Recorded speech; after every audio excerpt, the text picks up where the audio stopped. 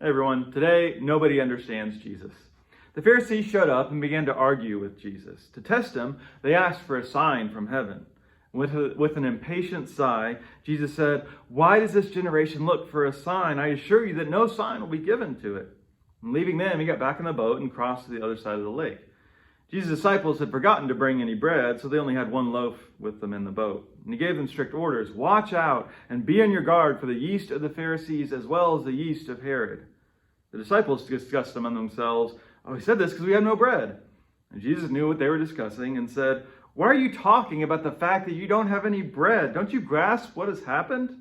Don't you understand? Are your hearts so resistant to what God is doing?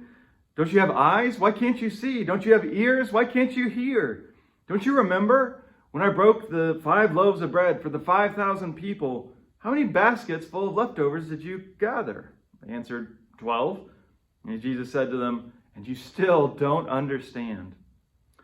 So are there any teachers out there that kind of feel for Jesus, where you just want to yell at your students, "How do you still not get this?"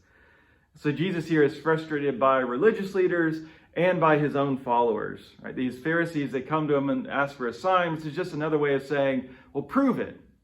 And I feel like Jesus is probably thinking, "Well, what more do you need? Have you not seen all the healings and the exorcisms and other things that I've been doing?"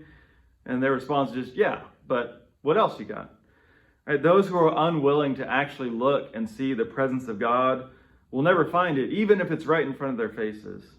Evidence doesn't actually convince people the way that we expect it to.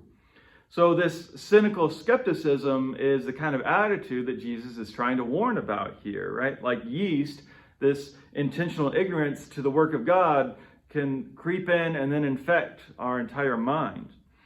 But of course, the disciples miss this message because they're concerned about literal bread, even though twice now Jesus has proven that he can provide. And when I hear this, I want to be judgmental and put myself in Jesus' place and think of all the people who just don't get it, don't listen to me. But really, I think the real question for all of us is, what am I missing?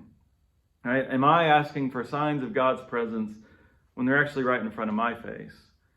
Now, I'm not saying that the work of God isn't sometimes mysterious, right? And there's a difference between, wrestling with this and wandering through a dark night of the soul and just willfully being ignorant. What amazes me is that no matter what, Jesus sticks with us. If I were him, I would give up on these dumb disciples. But to be a disciple actually just means to be a lifelong learner. And praise God, Jesus is still patient enough to walk with us through that process, however long it takes.